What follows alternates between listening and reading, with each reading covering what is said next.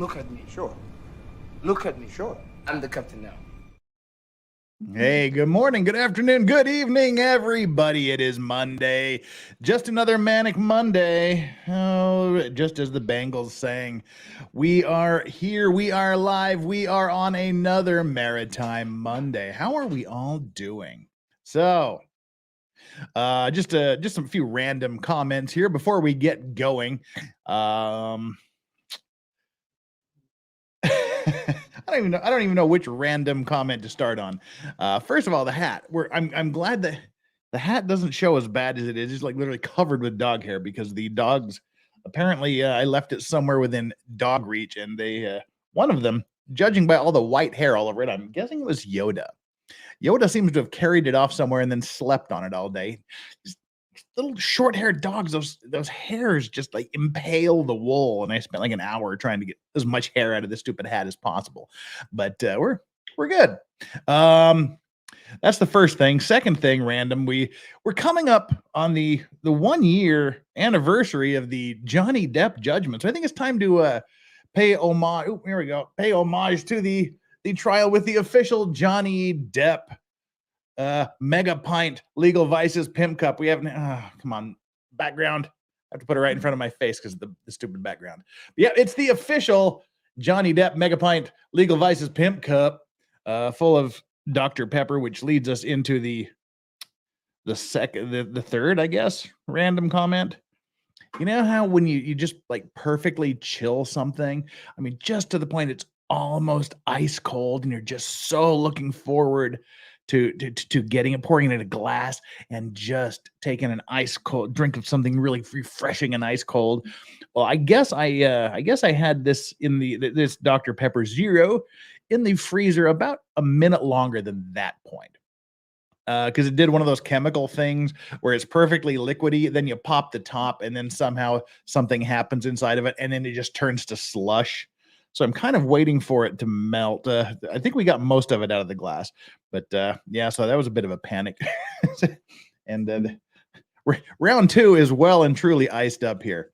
All right, but what does that have to do with the background? It has nothing to do with the background. The background is just up for the sake of it. As those of you that follow know, I'm a big, huge Cthulhu fan. I have a bunch of Cthulhu art. You've seen some of it over in the corner. I've got others in the other room. I kind of have a big Cthulhu shrine with all of my Cthulhu idols and various accoutrements.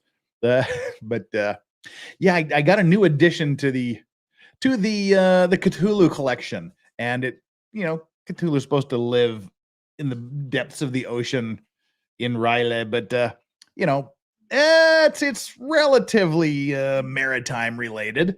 But I got a new pipe. I got a new Cthulhu pipe from an amazing pipe carver in Canada called Downey Pipes. His pipes are just really, really good. And I've been waiting for a long time for this commission to come through. And it can't, all right, you can't really see it. What we're gonna have to do is we're gonna have to lose the Cthulhu background. Bye, Cthulhu. We'll see you again later. Let's see. Do.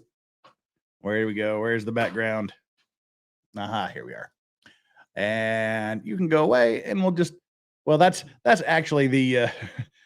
That's one of the pieces of artwork. I switched up the artwork here today. All right, so we need to do some background blur. There we go. Ooh, so you can see my handsome mug. All right, this pipe you can't really see because it's dark. Let me turn on the flashlight here. How are we going to do this? All right, let's do this. All right. Oh, there we go. You can kind of see it there. The detail on this thing is just sick. There's the bottom. And then the top. And I mean, it's cool. I mean, he did so much amazing work on this pipe, and it just took forever. And it just came. I haven't had a chance to smoke it yet because it just came. But that is such a cool pipe. So Downey Pipes in Canada. If you ever happen to see this, thank you so much for that amazing commission that you carved. That was above and beyond. But anywho, that's it. Barbie World, so cool. What do you put in your pipes? Well, pipe tobacco, of course. Yeah. Anywho, that's a dang cool thing that just came, and I'm looking forward to giving it a go. And I mean, even the stem is cool because it kind of has like these little fish fins on it here. So I mean, the attention to detail was just sick. You can follow his Instagram. It's Downey DOWNIE pipes, all one word on Instagram. Some really cool stuff, and you can actually see this pipe being made. He posted a bunch of videos during it, and he just made a Frankenstein's monster pipe for somebody, and I really want it because I'm a huge Frankenstein fan too. But anywho, that's kind of all the background useless stuff. I just wanted to say hi, give you a little update on what's going on. And again, this is the only time I'm going to mention this in mods, just to let people know if they keep bringing it up. I did pull down F It Friday stream last week for personal reasons. Nobody did anything too out of the ordinary. Nobody did it. There was no copyrights. No, there was nothing like that. It was just a personal decision. I'll talk a little bit more about it tomorrow. It has nothing to do with today, so that's all I'm going to say. And there's really not much to say other than that tomorrow too. Just we'll talk about it. But tomorrow's guest is going to be Megan Fox, the writer, medium smart Megan Fox, not the thumbs. So Megan Fox will be on here tomorrow night, and if at all possible, I'm going to try to wake up to stream the Zachariah Anderson verdict. That's going to be tomorrow night about 1 Central. And if everybody's awake, Nicholas, everybody else that happens to be around, I will be streaming it. The old crew can come and join. And then on Wednesday, I will have Zachariah Anderson's brother, Solomon Anderson. Solomon will be here. We're going to be talking about the verdict. We're going to be putting together kind of a timeline of the trial so that we can create something that people can come and look at and say, here's a timeline of the issues. So we're going to start kind of playing around with that on Wednesday, and we'll refine that as time goes on until eventually there is a in-depth, detailed timeline with video clips and whatnot of problems that I and others see with the trial. Thursday will be O.J. Simpson Day, and Friday will be Steve Gosney. So there we go. That's what we've got lined up. And out of the gate, we have a huge super chat from Bella Stella. Oof. Thank you. Oh, this is so good. This thing automatically stars things for me now. I love this new StreamYard. Bella Stella says, I don't have anything to say, but here, take my money. Well, that is so generous of you. We hope you're not expecting me to do a shot, because it's not going to happen. Because that's sort of one of the rules. After F It Friday, I do not drink alcohol for a week, just so I can detox and make sure I'm not becoming dependent upon my hobby. But I will have a delicious swallow of Diet Dr. Pepper and Dr. Pepper Zero on you. Thank you so much, Bella Stella. I deeply appreciate it. And gosh, right out of the gate, that's a chunk of cash. That releases Doggo Cam right from the beginning, doesn't it? Assuming we have dogs. We do have dogs. Hang on. We have one dog. Yoda is somewhere. All right. Well, let's quickly do this. I have to bring up the Zoom. All right. We are way too far zoomed out. There we go. That's enough for the doggo Zoom to bring it up. And at some point, I assume Yoda will wander into the room. But thank you so much for doing that, Bella Stella. It's deeply appreciated. Let's bring up my trusty companion, Strawberry. Let's see if we can. No, I wasn't telling you to come. So I didn't mean to say your name. Oh, here comes Yoda. I guess they're just assuming the positions. There we go. Hey, guys. All right, we've got both peoples here. All righty. Oh, so again, thank you so much, Bella Stella.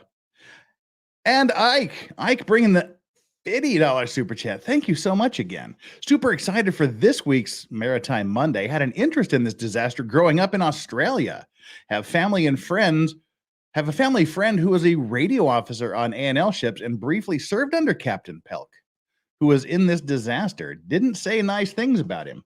Well, we don't really have a lot of nice things to say about Captain Pelk on today's stream either.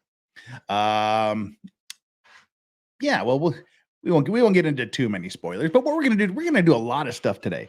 I hope we can get it all done in the next hour and 45 minutes or 2 hours, because there's a lot to get through with this case. Without further ado, I think that we have one more. Nicholas, Nicholas Starov's trial watch. For Jeff's F Friday, you need at least 30 years of drinking experience. Yeah. Yeah. At least. We have today's like and subscribe poll up. Let me bring this down again. Thank you so much for that, Ike. Today's like and subscribe poll, keeping you up there, reminding you to subscribe to this video and to make sure you are still subscribed if you think you are subscribed, because you may not be. Just look right down there and double check and make sure. Hit the subscribe if you aren't. If you were and are no longer subscribed, then hit it again to make sure you're subscribed. And if you're still subscribed, thumbs up to you. And while you're at it, smash the like button and take our poll. Did you smash the like and subscribe buttons? Yes, or I'd sleep with the fishes. Of course, I'm the Vice Squad now. Yes, we're going to need a bigger poll. And sure, all aboard the SS Lorax.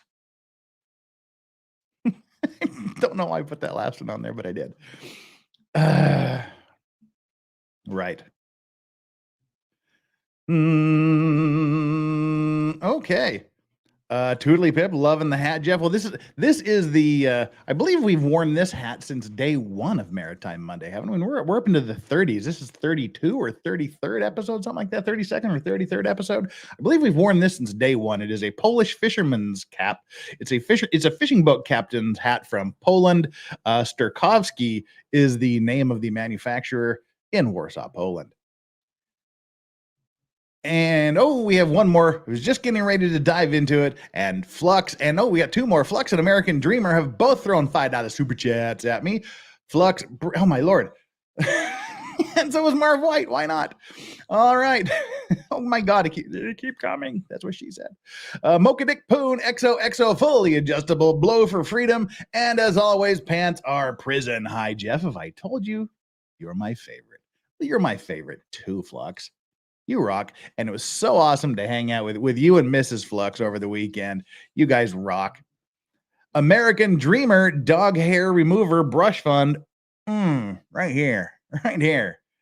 I'm a pro.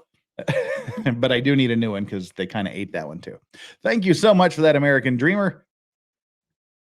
Well, this is actually a hat brush. So yeah, technically it's not a dog hair remover brush. I do need one of those. And Marv White, subbed. Now let's see if YouTube will let me super chat today. Oh, I hope it lets you super chat every day. Okay, everybody, if you're just joining us, we're going to dump into today's case, which is the Tasman Bridge disaster. All the way back to Tasmania, Australia. Hey, Yoda, are you paying the doctor bills? Are you paying the bills for the ear infections because you won't stop licking Strawberry's ear? Excuse me while I call them. All right, just had to stop that ear licking behavior because it's really expensive. Okay. The Tasman Bridge disaster.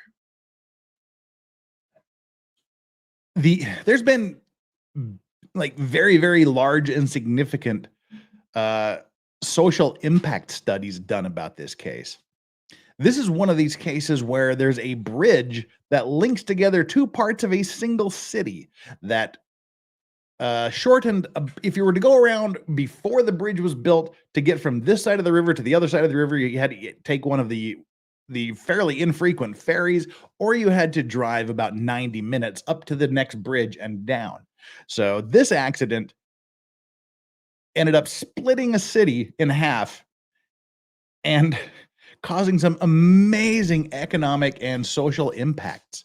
So we're going to look at not only the accident, but the fallout from the accident. And we're going to look at some stories from some of the people that were actually involved in the accident.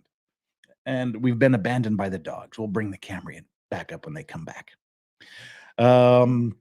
Yeah, so well, the waters weren't troubled, just the ship that was smashing into the bridge. But we'll talk about it. Let's so what we're going to do is we're going to be watching as the basis for this another video by the amazing Brick and Mortar channel. This is from about a year ago. So what you want to do, as always, the link is down there below. Go to Brick and Mortar. Absolute amazing creator, and he was on here. We did some interviews a while back. Great guy. like his channel, like everything he's done, subscribe to it. And we're also going to look at some news articles and some reports, as well as some social stuff. So there we go. Let's kick it off with a little bit of the video from Brick and Mortar. That'll get us going for today.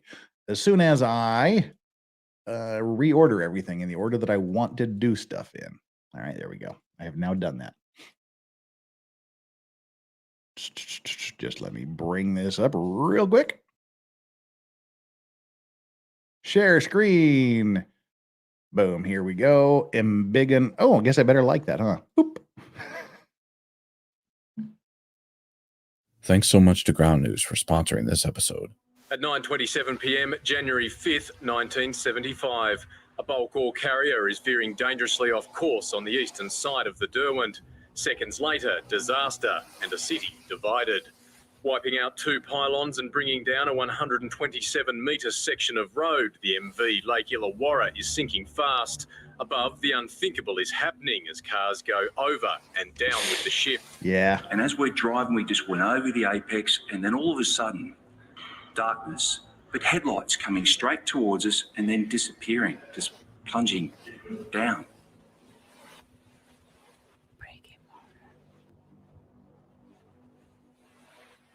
It was 1943, and the city of Hobart, capital of Tasmania, was finally getting a much-needed connection, linking its downtown and eastern suburbs, the Hobart Floating Bridge.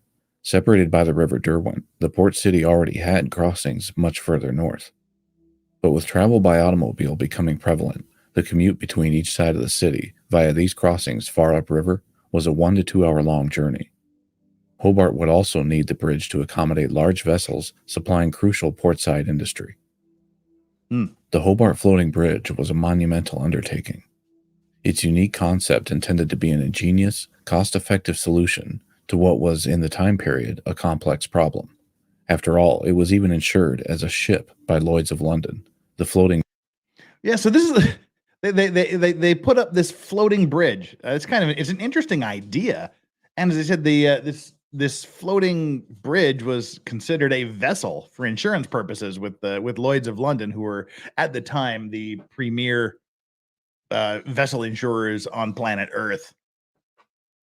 Bridge worthy of a video on its own. However, this unique design ultimately led to its multitude of issues.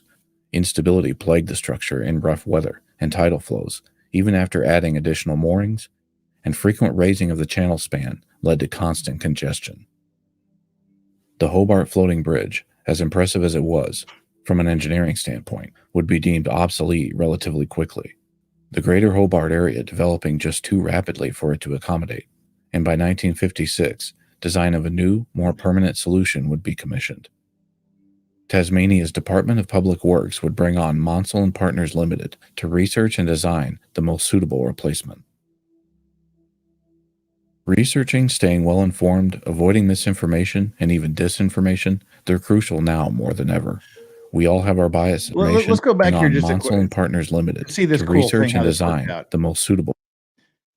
See, how it worked was when the ships, this is while they're building the bridge and whatnot, but while they're doing it, when the ships had to come in and out, this section here would raise up so that the ships could sail under it and go through the construction zone. So I think that's pretty cool and pretty ingenious how they worked that out. So yeah, they drive along the bridge, and then when it was time for the ships to come, this part would raise up, the ships would go under, and then it would raise back down, and the cars would continue. For replacement. Researching, staying well-informed, avoiding misinformation, and even disinformation, they're crucial now more than ever. We all have our biases, myself included, but getting news only from a favorite media outlet or single source isn't a way to objectively gather the facts. Ground news is both a cause and application I strongly support. Echo chambers media biases often create isolating bubbles, and ground news is a crucial tool that helps you get the full story, not just the feel-good headlines from one side or the blood pressure-raising spin of the other. It's a better way to read the news, free from algorithmic suggestions and targeted content. Their bias distribution chart is one of the features I use most, showing the outlets reporting on a current story and their alignments. The headline comparison tool shows how headline verbiage changes between sources, playing on your emotions and biases. Crucially, the blind spot feed Well, shows you he's stories getting that his are advertisement underreported out from of the either way. side of party lines. The best part Hi. about ground news, it's free, with no signups or invasive data tracking required to What am I use going it. to do?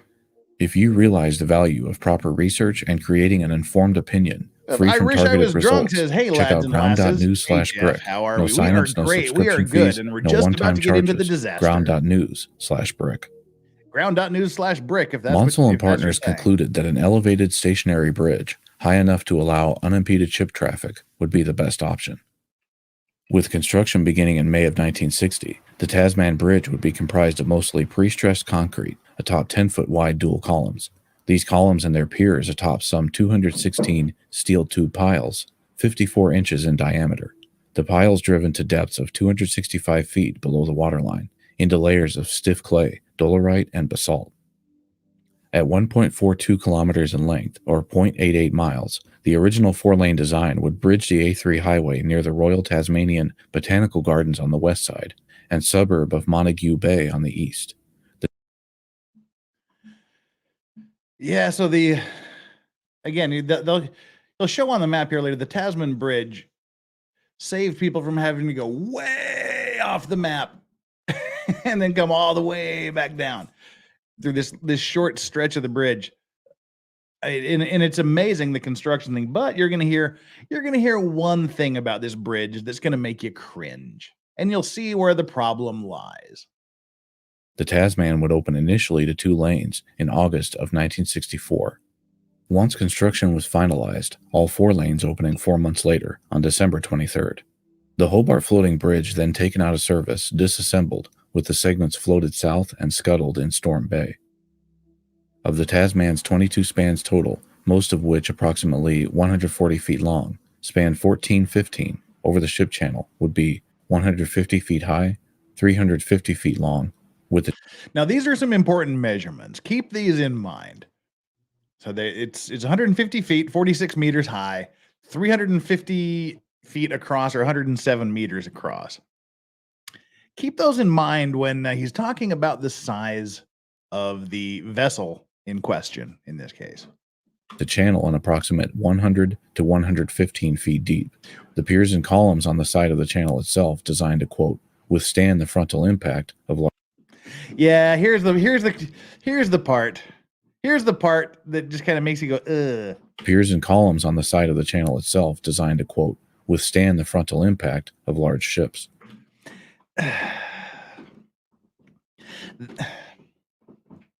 That's kind of the bridge equivalent of unsinkable, able to withstand the frontal impact of large ships.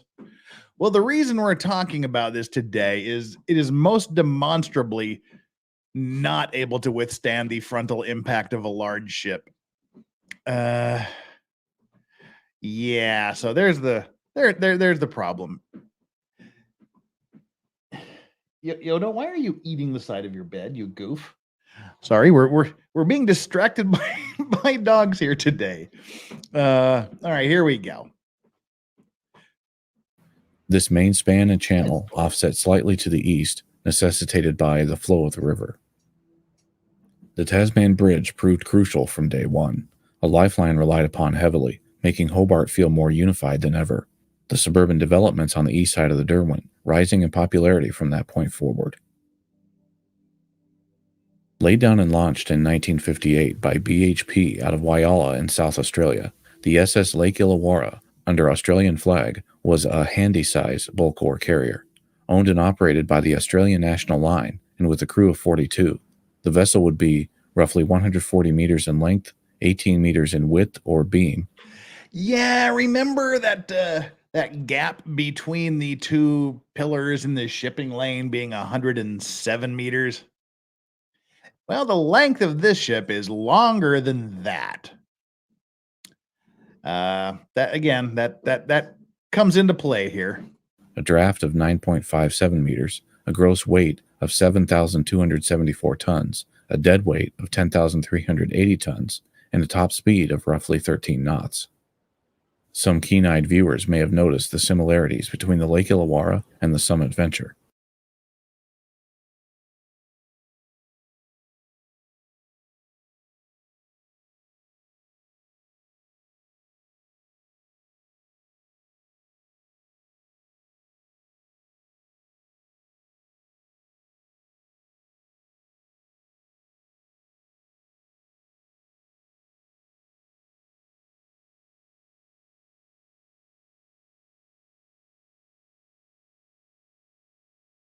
Hello, I was yelling at the dogs. All right.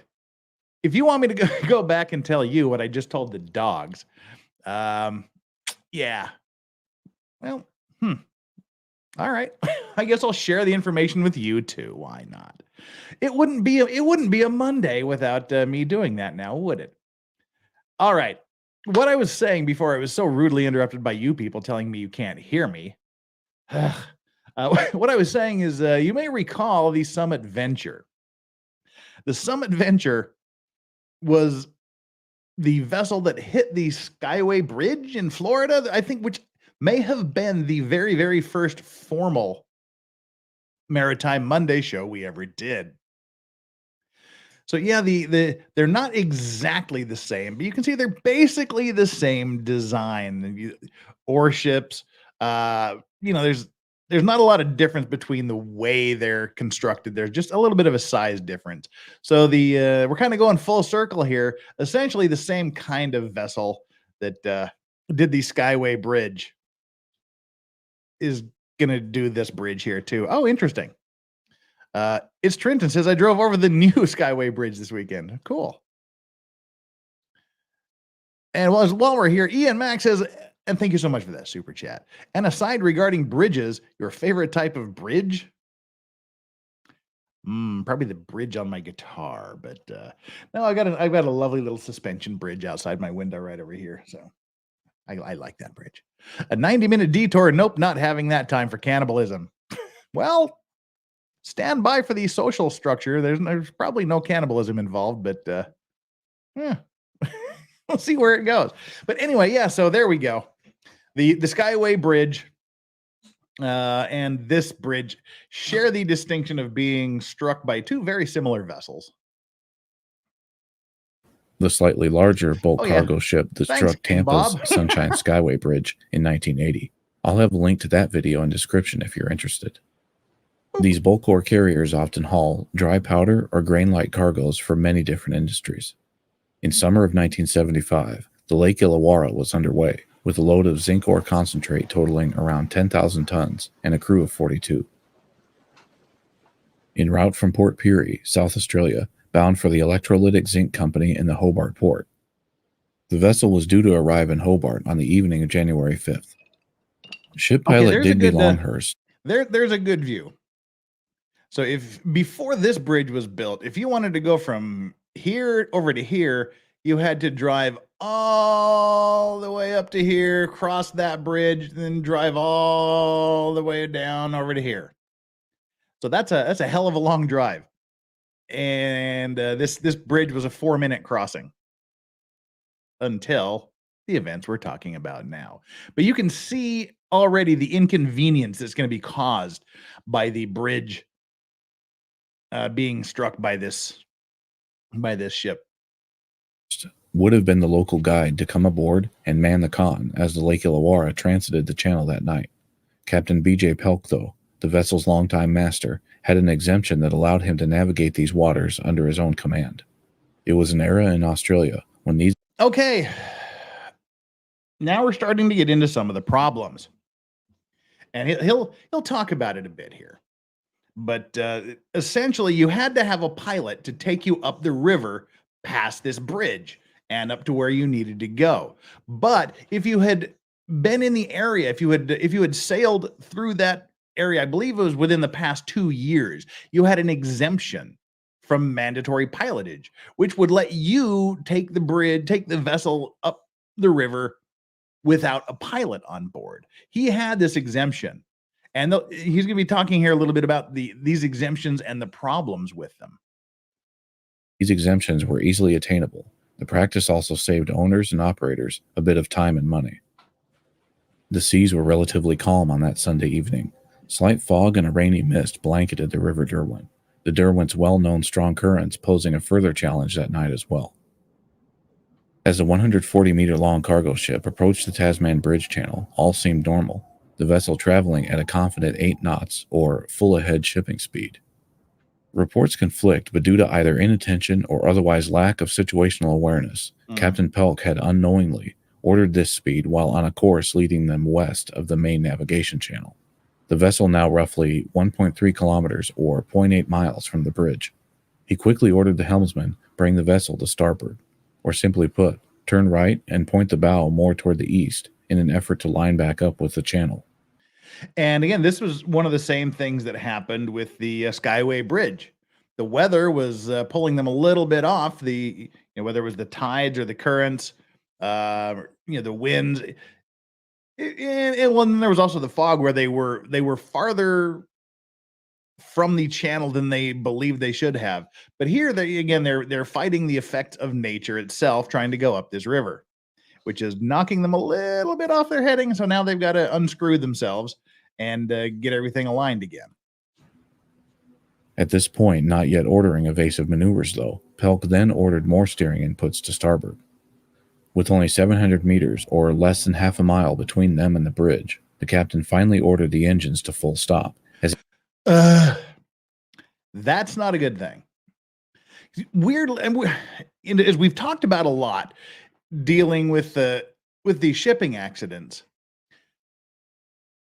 If you turn, say, to starboard or turn to port, turn right or turn left, the ship doesn't respond instantly. It takes a while for it to overcome the inertia and the effects of the turn to begin to have an effect on actually turning the vessel. 700 meters is cutting it really, really closely. That's not a whole lot of river or ocean to cover before you get where you're going when you're traveling at speed. And I mean, I don't know if it's an interesting effect, but one thing is the faster you're going, the easier it is to maneuver. The slower you're going, the more maneuverability you lose. So they're kind of he's trying to get this ship to fit in the channel. He's turning to right, he's turning left, he's turning right, he's turning left. He's making these course corrections, and then I guess he says, "Oh my gosh, we're getting too close to the bridge. I'm going to stop the engines." Well, there we go. So what happens there is you lose maneuverability, which is kind of the exact opposite of what you want to have happen. Pelk then ordered more steering inputs to starboard. With only 700 meters or less than half a mile between them and the bridge, the captain finally ordered the engines to full stop, as he now had sight of the bridge's channel markers and could see they were clearly off course. Full stop, though, is not an order that brings a vessel to a stop. This only stops the propulsion. Yeah. The vessel's still moving forward under its momentum, like when you take your foot off the gas in your car but don't apply the brakes. Pelk then quickly barked hard a port to the helmsman, ordering the ship to now turn hard in the other direction. Turning hard left. At the mercy of the river's current, only 300 meters from the bridge now, and careening. And 300 meters is literally no time. At 300 meters, it's too late. This ship is 150 meters long, so it's 2 ship lengths he's got to unintercourse himself and get himself on the proper course. But he has no propulsion with the engines, so spoiler alert, that ain't gonna happen. Careening out of control, with the bow pointed east. The size and mass of the vessel meant these efforts to change course into the ship channel would be in vain. Captain Pelk, desperate, yelled full astern, double full astern, drop both anchors, triple full astern. These orders to reverse the engines and essentially put the brakes on were far too late. Yeah, that's I mean, there's nothing. Well, there's something wrong with putting yourself in that situation. There's nothing wrong with this last minute panic thing that he did, where it's essentially just throw the engines into as far into reverse as you possibly can, drop both of the anchors, and try to reduce speed as much as possible before you smash into the bridge. That's kind of what happened in the last motorcycle accident I had, where I broke both of my arms because a guy did this illegal U-turn directly in front of me. It was sort of that same thing where you go, okay, I've just got to try to slow down as much as possible before I bounce off the side of his truck, see how much damage is gonna happen and hope I make it through. So that's essentially what they were doing here with the ship. He's just going, all right, we're done. He knew he was going to hit the bridge, clearly, because he's just throwing it all at it, reversing engines, dropping anchor, and hoping for the best. And that At 9:27 p.m., the bulk carrier slammed into Pier 19 bow first, then Pier 18 roughly amidships. Okay, so remember the length of the ship. It's 147 meters, I believe it was, and it's 107 meters between the two pylons, between the two piers. So yeah, he hits one, which swings the ship around, and he hits the next one right about the middle of the ship. The bow pointing east, it had drifted uncontrollably, pouring all its inertia in a near broadside orientation into both pylons. These relatively fragile columns and their piers destroyed instantly. The over 120 meter or 400 foot of bridge spans left with no supports, now crumbling and cracking under their own weight.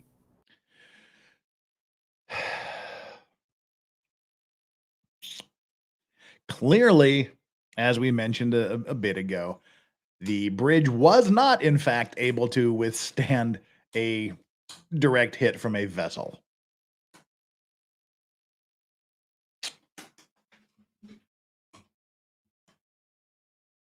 Oh, dear heavens. Yoda is chewing on something. Hang tight. Let me turn the video on, and you can hear what happened while I figure out what he's chewing on that he shouldn't be chewing on that's crunching and cracking as he goes. On board the now motionless Lake Illawarra, Captain Pelk and Helmsman Banks stared at one another blankly, unaware at first to the extent of the damage, the entire scene frozen in an eerie, calm before the storm type moment. "Thank God it didn't hit hard," Helmsman Banks said, finally breaking the silence. Yeah, Crew kind of members did had though. gathered on the bridge. Some continued fussing. Yes. And so imagine that. I mean, that's the one thing that didn't happen in this with the Florida bridge, with the Skyway bridge. It just collapsed immediately. Here, they think they're okay. That's the bad thing coming. Oh, and by the way, it was just Yoda chewing on my absolute favorite pen. But yeah, so that's the bad thing that's happening, is they've hit it, the pylons collapse, and they go, ooh, at least we didn't hit it very hard. And they're just sitting there underneath the bridge. "Thank God it didn't hit hard," Helmsman Banks said, finally breaking the silence. Crew members had gathered on the bridge. Some continued fussing with the anchors at the forecastle on the bow, others off duty, startled from their bunks by the impact. Those on the ship's bridge watched the sagging, unsupported spans almost directly above now, sparks flying from electrical wires pulling apart, cracks spidering, and decks groaning as their segments buckled. Before anyone could react, more than 7,000 tons of concrete roadway fell 100 feet onto the ship. Yeah, it's about 30 meters for those of you keeping score outside of the States. 7,000 tons of steel and concrete falling on top of this ship. The massive debris crashing directly onto the bow and forecastle, crushing those still working in the area. The Lake Illawarra was now sinking rapidly. Being well into a Sunday evening, there was so little traffic at the time of impact, no vehicles were occupying the spans as they fell. Many crewmen scrambled, the ship sinking so fast some crew members in engineering didn't even have time to run up the stairs to the upper decks. Others, more fortunate, were able to jump overboard and swim to safety, while roughly 20 others boarded a lifeboat. The lifeboat, though, wouldn't release at first as the ship went down, and at the last moment, as the ship disappeared below the waves, the lifeboat floated free and broke safely away from the doomed vessel. The Tasman, though, by this point in its life, inspired confidence in the local area and was a relatively high-speed highway bridge. Despite the light mist that night bringing both the fog and wet road surface, the minimal traffic was still moving at or near highway speeds. High above, 2 vehicles had already plummeted off the edge, 100 feet into the freezing River Derwent. Murray Ling, driving his family in their old Holden FB station wagon, noticed at the last moment the bridge was out and slammed on the brakes, the family coming to a stop mere inches from the edge. A car behind them, though, not paying attention, slammed into the rear of the family. Yeah. Can you imagine that? You're driving along the bridge. You see that it's out. You slam on your brakes and you think, oh, thank Christ we didn't go over the edge. We saw it in time. And then someone hits you from behind. Wagon, pushing its front wheels over the edge, the car's frame grinding it to a halt. The family and the motorist behind them carefully eased out of their vehicles. Mr. Ling noticed 2 other vehicles approaching at highway speeds and attempted to flag them down, but they instead zoomed past without slowing, one of them even swerving to avoid him, both disappearing into the chaos below. Husband and wife Frank and Sylvia Manley were approaching in their Holden Monaro GTS. As they crested the bridge's incline, fortunately, Mr. Ling's wagon and the car behind it caught Frank's eye, and he quickly decided to slow down. Yeah, look at that picture. We're going to talk about the Manleys here for a little bit. We're going to look at some pictures. We'll pause the video here and look at some of the pictures of the bridge and the accident and talk about the driver of that second car.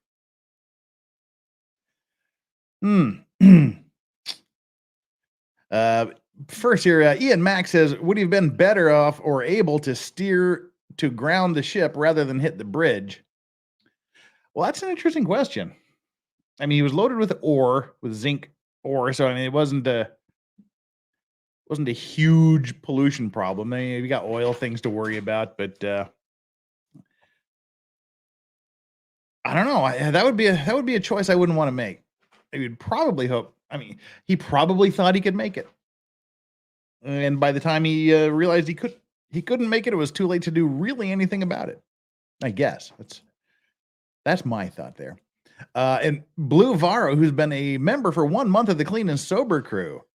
Thank you so much for being a member. And Nicholas Starov, we already read yours, so I'm not going to read it again. All right, let's take this video off here and bring up Pictures in Time is what this is called. A picture of the Tasman Bridge disaster. 12 people died.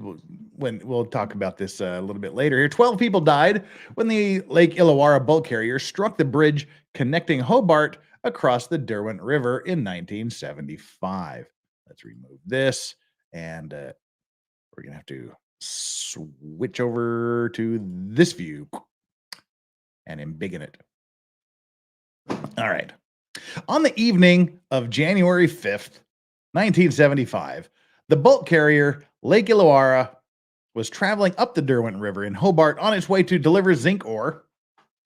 Just after 9 p.m., the Lake Illawarra, attempting to pass under the Tasman Bridge, missed the main navigation channel and brought down 2 piers of the bridge, causing more than 100 meters of road to collapse 45 meters into the river below, along with 4 cars that drove over the gap.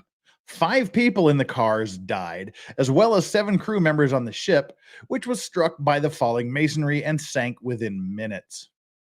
The occupants of 2 cars left dangling on the edge of the bridge were miraculously able to escape. Casualties would have been much higher had it not been a quiet Sunday evening in the New Year holiday period. How's that for a picture?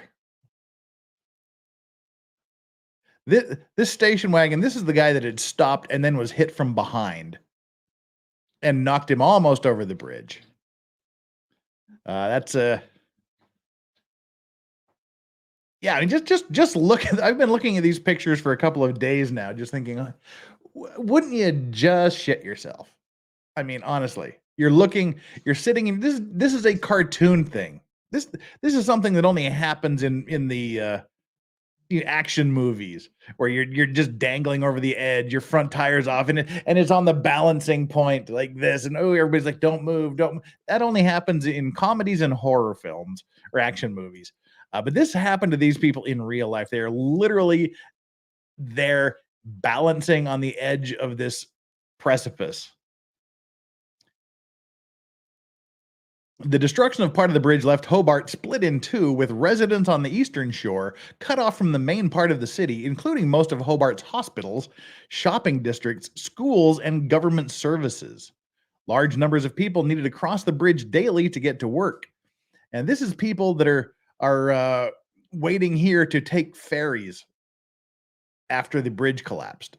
These are just people that are waiting. I mean, look at this line. These two lines go all the way clear in the hell over here. As a stopgap to connect the two shores, ferry services were immediately put in place, including some with vessels towed from Sydney Harbor. A temporary bridge was built by the following December. So they were without a bridge across that section of the river for almost a year. And we'll talk about the other stuff there later. The next thing we want to look at, the driver of that car. The history of that car is kind of an interesting story. That the dangly car on not the station wagon, the other dangly car. Okay, just a guy in a car. Here we are. Here's another view of the incident. Maybe a little bit harsh here. In 1975, a moron was allowed to pilot an ore carrier down a river and under a bridge. He chose to shoot the narrows and not the main span section of the bridge at 920 and collided with the section of the bridge at 927. 4 cars went over the edge, 5 people died, and the commute went from 3 minutes to 90 minutes. I know it's just kind of small here to see, but we'll get here and more about this car here in just a little bit. This is kind of a recap of what we've just been talking about. The bulk carrier, Lake Illawarra, collided with the Tasman Bridge. 2 piers collapsed, along with 127 meters of bridge decking. 4 cars ran over the gap, which fell 150 feet into the Derwent River. 5 occupants died, while several others managed to escape from 2 vehicles which teetered on the edge of the gap. 7 crewmen from the Lake Illawarra also lost their lives. The ship was off course, partly due to the strong tidal current, but also because of the inattention of the ship's master, Captain Boleslav Pelk. Initially approaching the bridge at 8 knots, Pelk slowed the ship to a, quote, safe speed. Although the Lake Illawarra was capable of passing through the bridge's central navigation span, the captain attempted to pass through one of the eastern spans. The collapse of the Tasman Bridge isolated 2 sides of the city, which had heavily relied upon it for most daily activities. 30% of Hobart's residents lived on the eastern shore and were effectively isolated. The day after the incident, as some 30,000 residents set out for work, they found that the former 3-minute commute over the bridge had turned into a 90-minute trip. Phil Coggins asks, how was that guy able to keep his license? If we're talking about this guy, we'll talk about what happened to him in a minute. Let's see here. No spoilers about this accident. If you want to talk about other accidents, go ahead, but no spoilers about this one. The collapse of the Tasman Bridge isolated the 30,000 people. They have this gigantic gap here with the 2 cars balancing over the edge. They sat there, and the car on the left was Frank Manley's 1974 Holden Monaro GTS. It's still in near mint condition. This is a close-up of him dangling over the edge.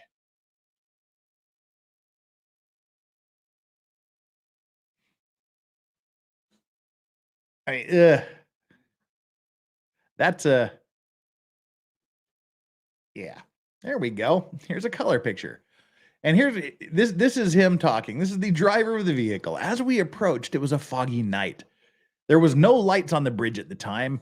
We just thought there was an accident. We slowed down to about 40 kilometers an hour, and I'm peering out the window, desperately looking to see the car, what was happening on the bridge. We couldn't see anything, but we kept on traveling. The next thing I said to Frank, this is the missus, I guess, the bridge is gone. And he just applied the brakes, and we just sat there swinging. As we sat there, we couldn't see anything in the water. All we could see was a big whirlpool of water, and apparently the boat was sinking. So with that, we undid the car door, and I hopped out. Yee. Sylvia said, the white line's gone, stop. I just hit the brakes and I said, I can't stop. And the next thing, we just hung off the gap. When I swung the door open, I could more or less see the water. And I just swung myself towards the back of the car and grabbed the headrest like that to pull myself around. There's a big automatic transmission pan under the car, and that's what it balanced on. So basically, this entire car is balanced on the automatic transmission pan. So the other car contained Murray and Helen Ling with their 2 children. As they were crossing the bridge, they witnessed 2 cars seemingly disappear, so he slammed on the brakes, stopping mere inches from the end of the bridge. A car traveling behind didn't react so fast, causing the EK Holden to teeter on the edge of the bridge alongside the Monaro. Murray got his family out of the car and tried desperately to stop other cars on the bridge from driving straight off the edge, to almost no avail. Horrified, he witnessed 2 cars plummet off the edge of the bridge after attempting to wave them down. Fortunately, he did stop a busload full of people, which slammed into the side of the bridge as it skidded along the bridge. So the driver of the other car basically saved a busload full of people. But look, that car is gorgeous. Just look at that thing.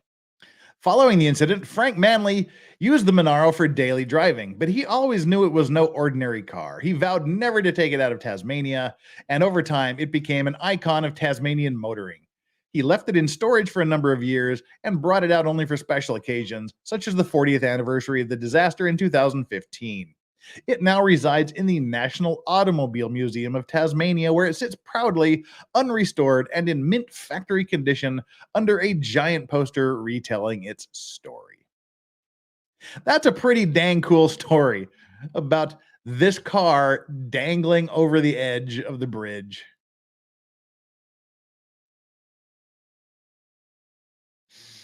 Yeah. So an automatic transmission is good for something. It's the Tasmobile. All right. Well, let's get back into the story. That was our little interlude here as we looked at some of these issues in a little greater detail. Oh, don't tell me I did that.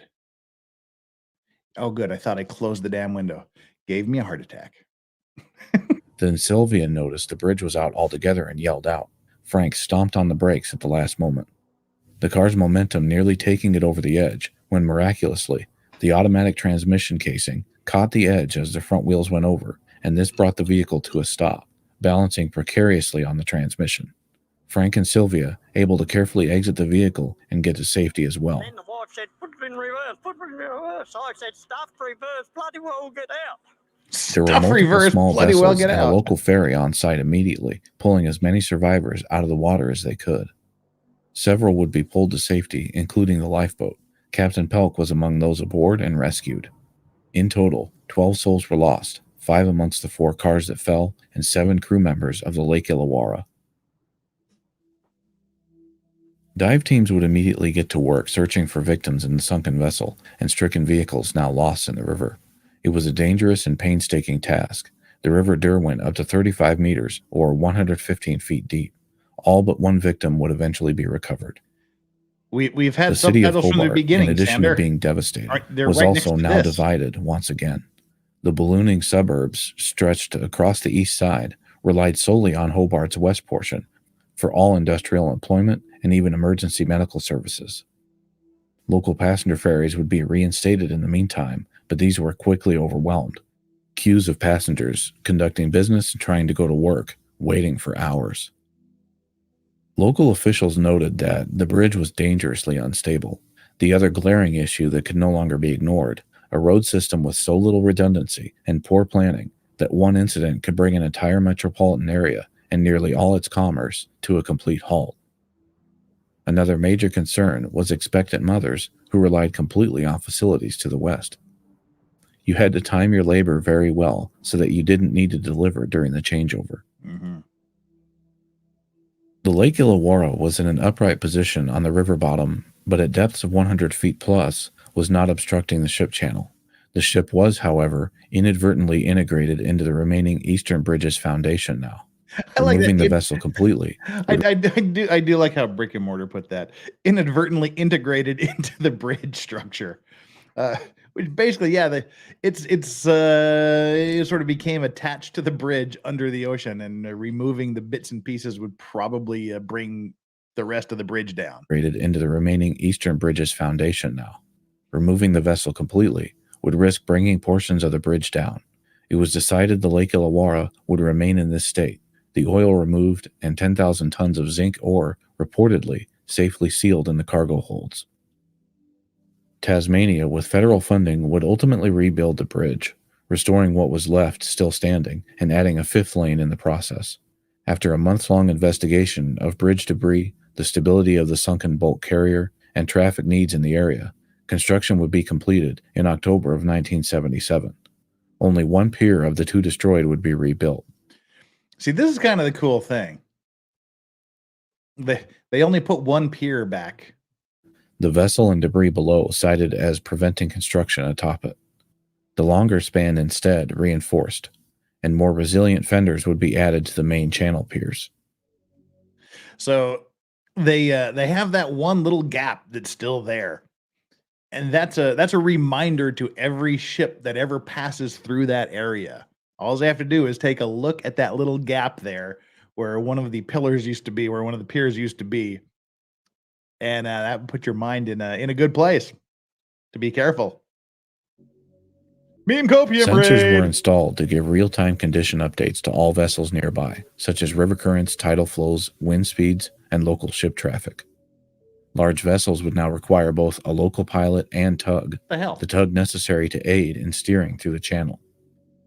As large vessels approach, a system of traffic lights halt all vehicle movements above and keep the main span clear until ships have transited. In 1984, the Bowen Bridge was also added further north. It's just upriver of any ports that service large vessels, and thus doesn't require a large navigation channel. There were mixed feelings about Captain Pelk's competency as a mariner, although suspicions of him being drunk would be disproven via toxicology.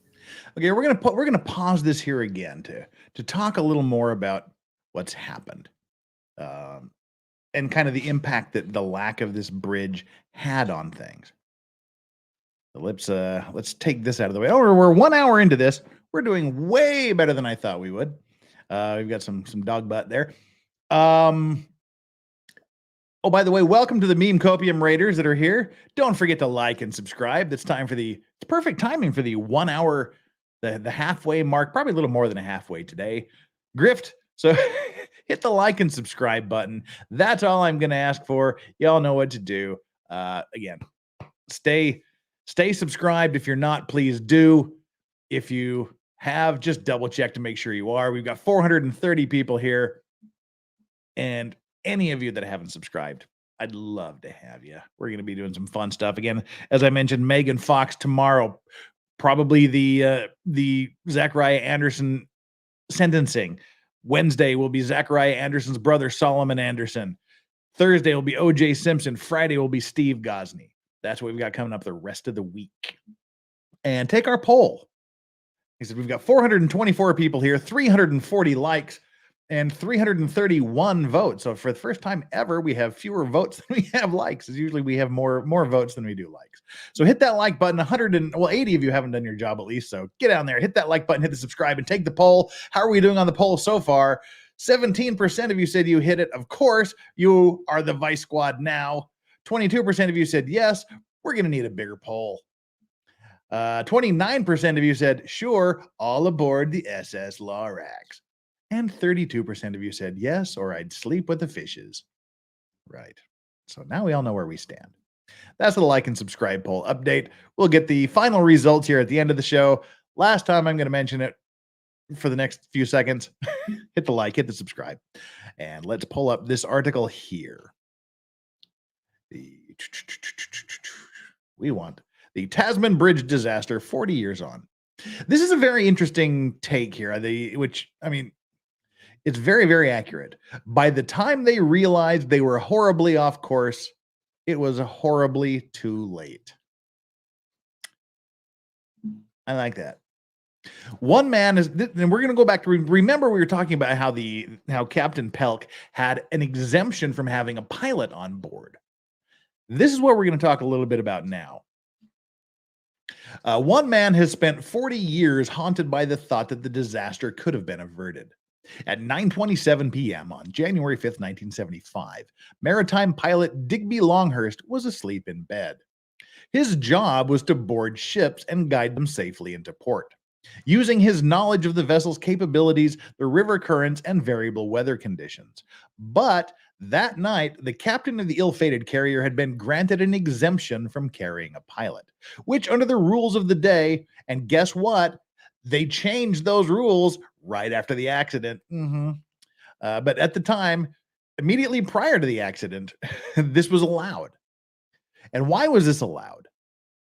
It was, well, we're going to get into that as soon as we get into the next paragraph, actually, which under the rules of the day was allowed because the captain had navigated the port in the previous 2 years.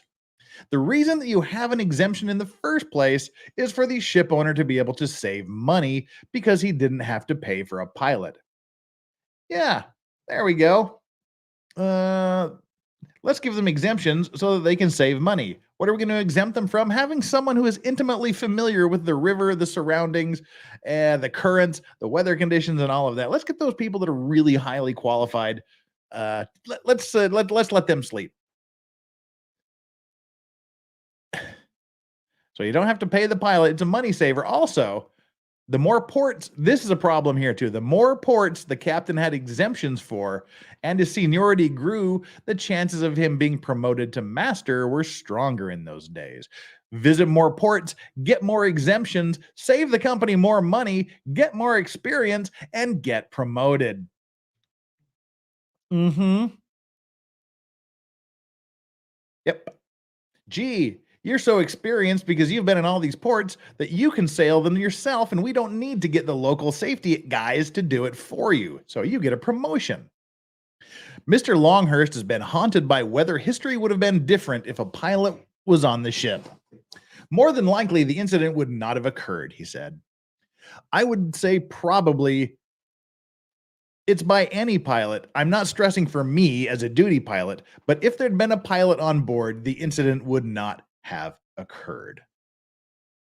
So Chris Mullen asks, where do you hit more bridges, lose more jobs? Right. Chris Mullen asks, how did that work out for them? Yeah, quite well, didn't it? Sarcasm. Clarence City Council's history officer, Alan Townsend, said an inquiry found the captain had been off course due to river currents and inattention. By the time they realized they were horribly off course, it was horribly too late. Well, then we get into the story of the cars. This lovely little car. I just like that car. Now I want one of these cars. That looks pretty dang cool. The wife spotted the white line missing and she said, stop, stop. I said, I can't. Next thing we dropped over and the wife said, put her in reverse. I said, bugger reverse, get out. The back wheels were off the concrete, off the bridge. And if I'd put her in reverse, I think the vibration would have sent us the rest of the way off the bridge.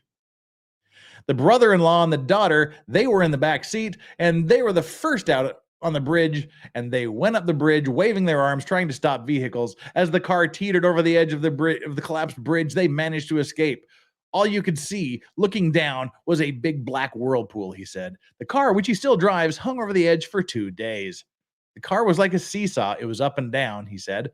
Remarkably, Mr. Manley and his family lived to tell the tale. Others were not so lucky. We know 5 people were killed when their cars went over the edge. Ron Middleton was a police constable on duty that night. Amidst the confusion of shocked and stranded motorists, he came across the premier of the day, Eric Reese, who demanded to be taken up the bridge. We got to the top of the bridge that was still swaying.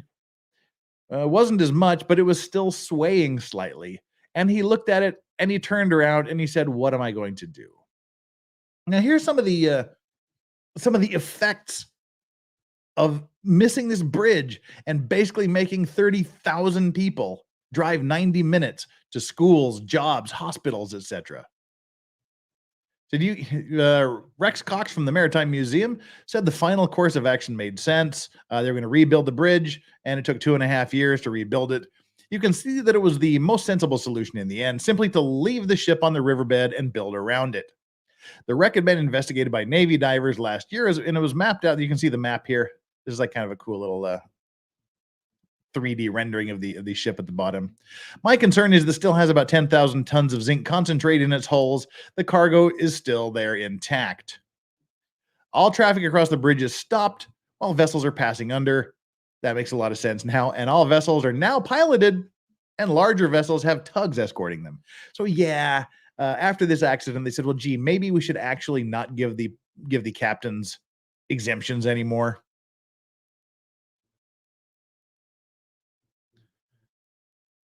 And there's another thing. The off-course alarm from the Lake Illawarra did not sound. In theory, what it should do is sound an alarm, and it's got a little light up there that lights up, which tells you if you're going seriously off course from your pathway into the bridge, he said. So the big question is, did it not sound or did it malfunction? And of course, we don't know the answer to that. Or would someone just not paying attention? Yes, the ship is still there. It was just the way it they mentioned a little bit earlier, the way it was laying on the bottom, the way it was inadvertently integrated into the structure of the bridge after the accident, has made it so that attempts to remove the vessel may have caused the rest of the bridge in that area to collapse. So they decided to leave it there and build the new bridge around it. Let's see, we got.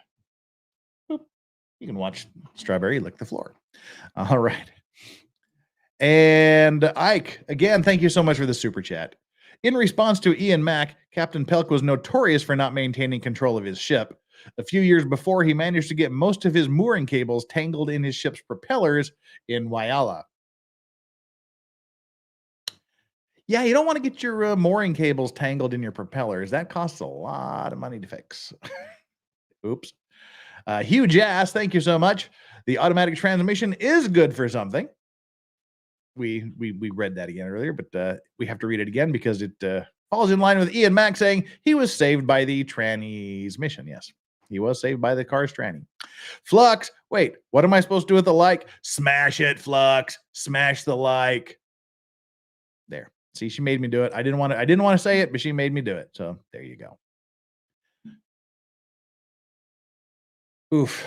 Well, let's bring the last of the video. Then we've got another couple of articles to wrap up with, and we should be done with this particular disaster. This is a particularly interesting case. There's it being so recent, there being so many studies done that deal with it, that it's we get a good look at what actually happened. He would still have his license suspended for 6 months, as authorities attributed the collision ultimately to his negligence and inattention. So that's what happened.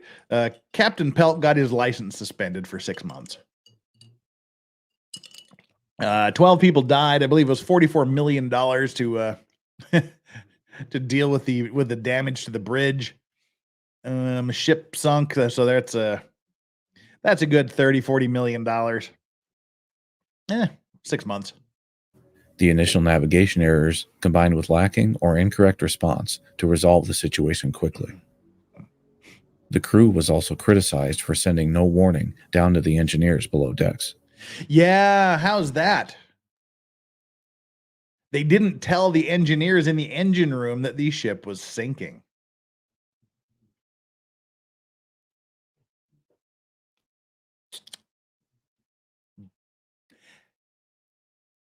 That would suck if you were an engineer and found that out.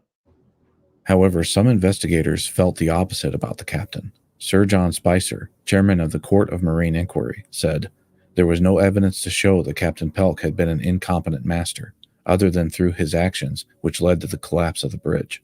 On the contrary, other than in this event, Captain Pelk has been a qualified and competent master," adding, "Pelk had been an honorable man and an honest witness." Well, he'd been a competent master, except for causing the collapse of a bridge and the death of 12 people and the sinking of a ship. Other than that, hell yeah, he was a good master. Yeah. All right.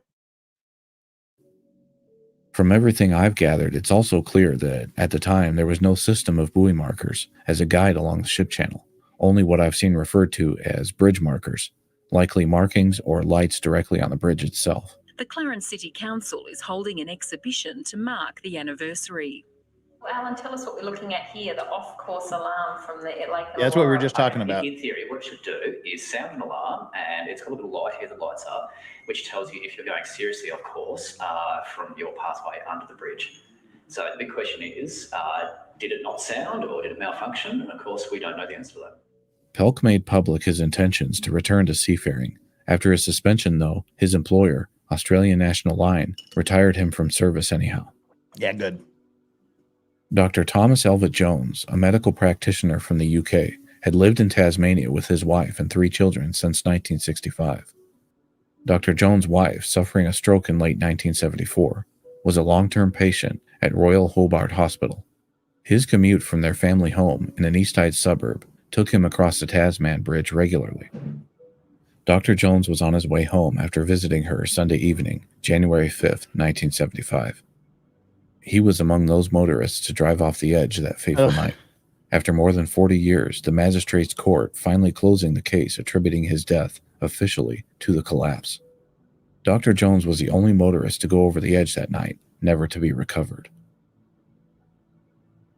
In 1999, it was proposed that a 25th anniversary memorial service be held.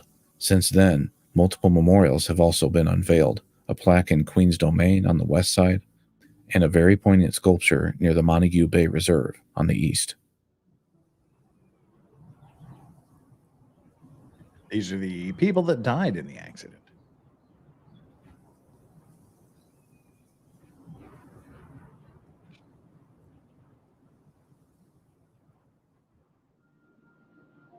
Putting these videos together via in-depth, proper research can take time. Thus, my content This is the brick and mortar but it's grift. thanks in large part to so many great supporters that I can put these videos together with the quality and depth I feel they deserve.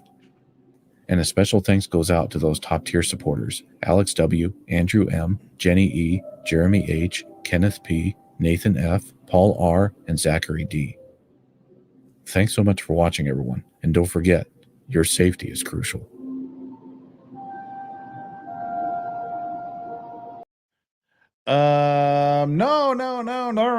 No. Avalon Acres. Oh man, I missed it all. No, you haven't. We're not done yet. We've got a bit more to go. You just missed the first little bit. So that's brick and mortar. Again, we've watched several of his videos. We use them here because they're absolutely top notch. He's been on the show. We interviewed him. Please go subscribe to his channel if these kind of disasters are the things you like. Watch all of his videos, like them all. And let's keep him a friend of the show. He's a good guy. Well, so what now? Well, some more details. Let's look at some more of the details. Then I want to read one rather lengthy article before we go. Let's see. Don't have any super chats to read, so cool with that. All right. This is the Oz History in Pics. We can embiggen it here. Close and accept. Yeah, why not? We'll give some cookies.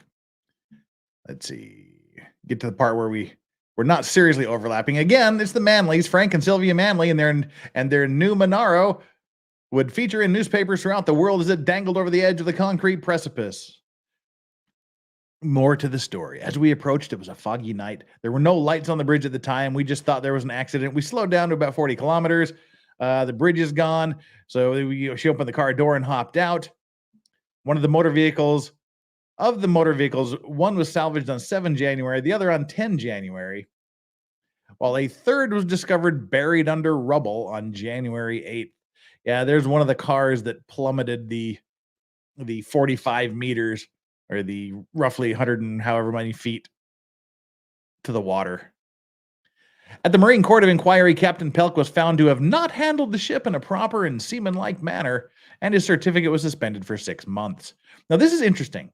This is some of the social impact of this. As the Tasman Bridge spans Hobart's Derwent River, the damage divided the city in more ways than one. 30% of Hobart's residents lived on the eastern side of the bridge and were unable to easily access the western shore in its schools, hospitals, businesses, and government offices. Authorities later claimed that this led to a 41% increase of crime in the eastern side of the city, with a sociological study revealing how the physical isolation resulted in a debunking or in the setting aside of bonds that constitute the fabric of normal social life. So, yeah, the social impact of this was reportedly a 41% increase in crime because that little isolated section of the city on the eastern side of the river, they were cut off from the main center of town. The hospitals, the government, et cetera, the schools, and they were sort of went Lord of the Flies. And here's the Pelk didn't warn us, say the engineers. Captain Boleslav Pelk, master of the bulk ore carrier Lake Illawarra, failed to tell the crew in the engine room the ship was sinking. A Maritime Court of Inquiry was told yesterday. Yeah, that would suck. I would probably have words with Captain Pelk. The ship's chief engineer, Noel Maxwell Dalton of Sydney, told the inquiry that the off-duty third engineer burst into the engine room yelling that the ship was sinking. Yeah, so that's how they found out about it. The end result, however, was that the eastern shore became more self-sufficient with great infrastructure, and at a memorial service in October 1977, the Tasmanian governor, Sir Guy Green, would state Tasmanians are now stronger, more self-reliant, and mature.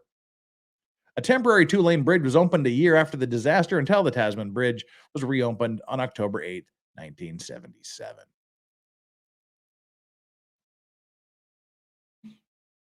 Hey, Corn Pup. Yeah, the dogs, they've all gone. Oh, I guess we can put it back on. We can just spin it around here.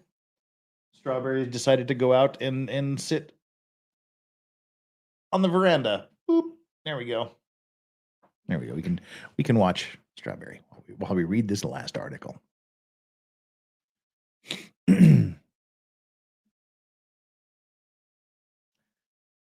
Right. Let's see.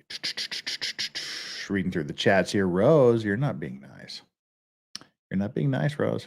All right, let's bring up this is one article. It's rather lengthy, but I found it very, very interesting. And again, because we've gone so far through this, there's going to be a lot of overlap. But it's a timely article. Waiting to share the window for this one.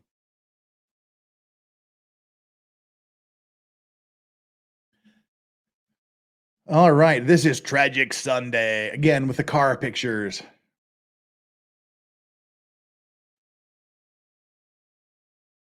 Don't know if we can read that here, but let me. I'm bigging it so we can. Yeah, we're not going to get the whole thing all on here.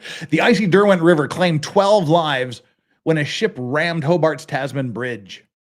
Maurice Allen loved ships. His home at Montague Bay, Hobart, overlooked the main shipping channel, and he often stood and watched as the big vessels glided along the beautiful Derwent River.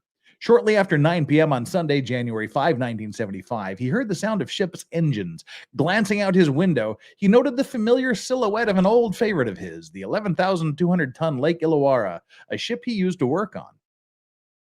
Through the rain and mist, he watched as it approached the Tasman Bridge, a massive yet graceful 2-kilometer-long concrete bridge spanning the Derwent and linking Hobart's east and west sides. Suddenly, Maurice became concerned. He watched the ship. He watched as the ship steered to the left of the navigation span. It was going to hit the bridge. There was no way a ship of that size could fit between the pylons at that point. On board the ship, its captain, Boleslav Peck, 60, knew that. So he was 60 years old when this happened anyway. He knew a disaster was inevitable. She's not steering. The steering is gone, he said in an agitated tone to his helmsman. Was it really gone, or were we just not behaving properly? The steering's out. Or no, I think it was working fine. You just mishandled the situation. Within moments, the ship had rammed a pylon. Seconds later, the concrete roadway tumbled onto the ship's bow, dipping the heavily laden vessel under the icy Derwent waters. Cars plummeted 29 meters from the shattered roadway to a watery grave. The ship, with its bow weighed down by slabs of concrete roadway, tilted, then started its last journey to the muddy Derwent bottom. A tragedy was in the making. 12 people were to die and a ship be lost, and Hobart was to be effectively cut in two. The ingredients for this disaster started to knit together shortly after 9 p.m. Helmsman Robert Banks, 45, had taken over the helm at 8:52 p.m. and was steering a course of 002 degrees, directed by the captain. With the bridge about 1,300 meters ahead, Captain Pelk looked for other shipping traffic. There was none. He then rang through to the engine room for full shipping speed, about 8 knots. The ship responded, but not as the captain had intended. Pelk found his ship heading for foul ground and shallow water. Quickly, he ordered Banks to bring the ship to starboards or turn it to the right. Again, the ship responded. This time, Pelk noticed that he was not in line with the bridge markers, which were there to guide ships through the opening. Banks received another order. Steer due north, Pelk commanded. The bow of the ship swung quickly to take up the new heading. Steer 020, snapped Pelk. So again, from 2 to 0 back to 20, he's given these commands all over the place. Steer 20, snapped Pelk, only to follow that upward with a demand to come to 015 and then to 101. Geez. Pelk was trying to correct the swing of the ship and at the same time line it up with the markers. This time, the Lake Illawarra swung too far to starboard. Stop engines, ordered Pelk. When the ship was about 700 meters from the bridge, he turned to Banks and called for a port. So now he's gone too far starboard, so now he's got to go to the left to port. Banks swung the wheel over as far as it would go and watched it for the instruments to show that the rudder was hard a port. But the ship didn't change course. Twice more, Pelk repeated the order. Each time, the great ship continued its advance on the bridge. See, this is what happens when you give all of these, go to starboard, go to port, go to farther to starboard, go farther to port, go to starboard to port. The ship doesn't move. You haven't given it enough time to do what you just ordered it to do, and now you're ordering it to go the opposite direction.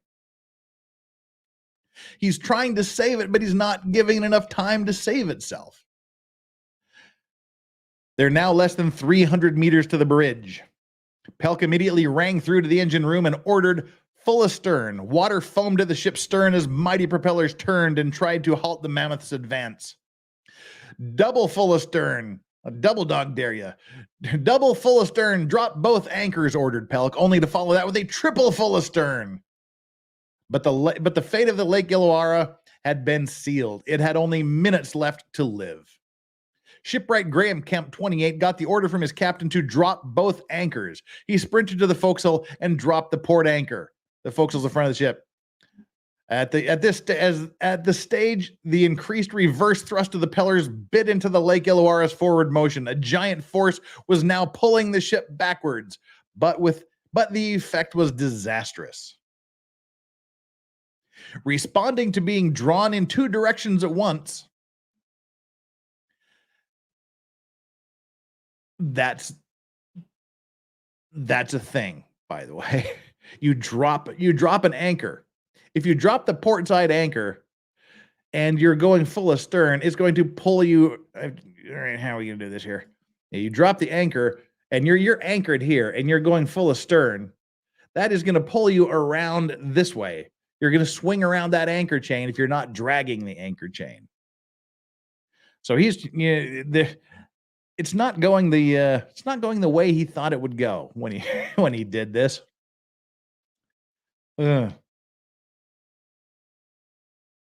Right. Responding to being drawn in two directions at once, the vessel's bow bobbed gracefully to starboard. Because if you're going backwards, if you're actually starting to get some backward motion, or even not, you're going to start to turn to starboard, and delivered a massive backhander to one of the bridge's pylons. Kemp was in two minds what to do. He started to flee the forecastle. Leaving the front of the ship that was a good decision. When he felt the ship punch the bridge, duty overcame him. He raced back to the forecastle and tried to drop the starboard anchor. So they hit, he runs away, and then he goes, I better drop that other anchor. So he runs back up to the front to drop the starboard anchor. On the bridge, Captain Pelk and helmsman Banks stared at each other. Banks broke the silence. Thank God it didn't hit hard, he said. Then he noticed the roadway was cracked in the middle and that all the electric wires on the bridge were sparking and fusing. Chief Officer Edward Condon, 63, thought the bump was from a tug coming alongside rather heavily, but it seemed too heavy for that, so he went out on the deck.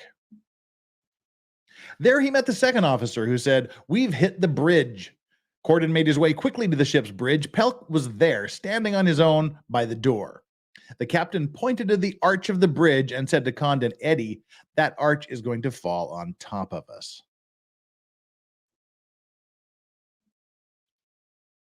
Yeah. If that bridge is going to collapse, we had better get off the bridge, Condon replied. Seconds later, 7,000 tons of roadway and concrete crashed more than 30 meters onto the forecastle. Graham Kemp, still there trying to release an anchor, was crushed. The Lake Illawarra started to sink quickly, then stopped. Many thought her bow had settled on a mud bank, but they were wrong. She had 10,000 tons of ore in her, and it was just a matter of settling. Chief Engineer Max Dalton heard someone yell that the ship was going down. Quickly, he scrambled forward to get on the deck, but went the wrong way and ran into a wall of water. The seething, frothing water swept him backwards down a corridor until he managed to cling to some stairs. These led to the deck. He was on deck without a life jacket. He grabbed hold of another seaman who had one, and the pair jumped over the side. Able seaman John Bush had a lucky escape. He was swept off the deck of the sinking ship and washed to one of the bridge pylons. He hung on until picked up by rescuers. Edward Condon, with the help of several other seamen, was hard at work trying to launch the ship's lifeboat. Already, about half the ship's crew of 42 had jumped overboard and were swimming to safety. About 20 seamen, including the captain, got into the lifeboat, but it wouldn't release from the rapidly sinking ship. Condon then gave an order to abandon the lifeboat. Condon stepped out of the lifeboat and back onto the ship just as it disappeared beneath the waves. He surfaced shortly after and was surprised to find the lifeboat there. It had floated free at the last moment. He scrambled back on board and was taken safely ashore. Away in the windows of Montague Bay home, several people watched the ship sink. Yeah, so the bridge fell on the bridge fell on the bridge. Well, the bridge fell on the deck. It missed the bridge, but yeah, the bridge is going to hit the bridge, Captain. Yes, trying to steer with an anchor is called club hauling. So Maurice Allen, who had watched the tragedy mount, saw the ship hit the third pylon. He then watched as the bridge collapsed on the ship. His son Gordon, 20, was also watching. He saw cars collide on the bridge and plummet through the gap. Frank Chamberlain also saw the concluding moments of the tragedy. He was alerted to the accident when he heard loud machinery noises, probably the anchor being dropped. 5 seconds later, there was a mighty crash, a clap of thunder, we thought, he said. It shook the whole house, it was so noisy. He looked out over the Derwent and saw the ship sinking. His wife shouted, "Look at the cars." The pair stood transfixed as 3 cars with headlights burning tumbled from the bridge into the water's blackness. He was quick to react. He raced to his boat, launched it, and spent more than 3 hours searching for survivors. Good on him. That's some quick thinking. That's a good man right there. Soon after launching, he saw 3 men and navigated alongside them. He dragged them aboard and saw a 4th man at his boat's stern. He reached out to grab him, but the man slipped away. Not all the drama was taking place in the water. High above the Derwent, car drivers using the multi-lane Tasman Bridge were having their own nightmare. Frank Manley, who we're now very well acquainted with, Frank Manley was driving his family home from their Monaro. Cresting the brow of the bridge, he saw what he thought was a broken down car on the side. He slowed a little, then his wife screamed, "The bridge has gone." It was too late. The car skidded over the end of the runway and grounded on the edge of an enormous drop to eternity. It stopped there. Front wheels 2 to 3 meters over the drop. Frank eased himself and his family of 3 out of the two-door car, fearing that one false step would send the car and them plummeting into the Derwent. A little before them, the same thing had happened to Murray Ling and his family. Driving their old Holden station wagon, Mr. Ling suddenly noticed that the bridge had collapsed. He screeched to a halt inches from the drop. A following car, caught unawares by the unexpected stop, plowed into the rear of Mr. Ling's car, pushing its front wheels over the breach. That would still scare the shit out of you. Ugh. He too eased himself out of the car, then stood there horrified as two other cars raced past and hurtled over the edge into the icy river. By morning, the picture was grim. The bridge stood with spans missing, looking more like it was in the throes of construction rather than demolition. The only real hint of the disaster came from the cars perched precariously at the drop. The police were perturbed. They had factual sightings of two cars plunging into the river. They felt it could be 4, and some witnesses had indicated that there could be as many as 11 on the river bottom. We could only rely on reports about people who had not arrived home by late night, said the police. But should a whole family be in any of the cars, then there would be nobody to report it. And they despaired. Inspector Roy Briscoe of the Police Communications Office said that had the accident happened other than a Sunday night, as many as 50 cars could have been on the affected span. We'll have to wait until the teams of 10 Navy and 5 police divers have covered the area, he said glumly. Hobart people found themselves in a divided city. As people tried to get to work, about a third of Hobart's 140,000 people live in dormitory suburbs on the East Shore. For them, the Tasman Bridge was the only link with the city proper. Now that was gone. They had no hospitals, emergency services, or industries on the east side, just a few corner shops. People quickly organized emergency ferry services. A call went out to Sydney to supply some of its ferries to Hobart, but 2 of them were condemned as unseaworthy shortly after their arrival. That could have been even a worse accident. Yeesh. Down in the river, the diving teams were working in appalling conditions at depths of up to 35 meters, 115 feet. By early afternoon, 4 divers had been forced to leave the water for fear of getting the bends. Apart from working at extreme depths, the divers had to contend with almost no visibility, a silt riverbed, and enormous chunks of concrete and rubble from the bridge. It was necessary for them to feel their way hand over hand along the sunken objects. Their first attempts to find any survivors trapped in possible air pockets in the Lake Illawarra failed. So did their efforts at finding any of the death dive cars. But they did find the bodies of 5 crewmen and driving licenses and other items to indicate that cars had plunged off the bridge. Equally alarming were reports that the remaining bridge structure was unsafe. It was moving visibly all over the place. The tragic toll mounted some days later when the first of the toppled cars was found. In it were the bodies of Anthony Sward, 28, and his wife Pamela, 26. Police divers reported that they had sighted a second car about 200 meters east of the Sward's car. In it, they said, appeared to be the bodies of a man, a woman, and a small family. When police divers returned to the site the following morning, they found the previous night's tide had shifted their marker. It took them 3 days to locate the car and found a third car nearby. On January 11, they pulled the crushed car containing the body of Mr. Bob Rezick out of the water.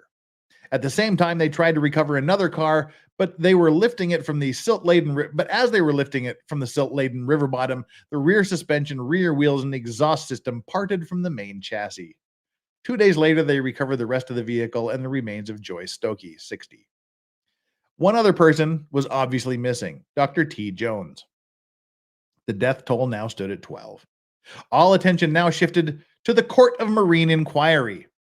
Well, here we go. Here's the inquiry into the accident. Painstakingly, all factors in the disaster were pieced together. Witnesses were questioned and cross-examined.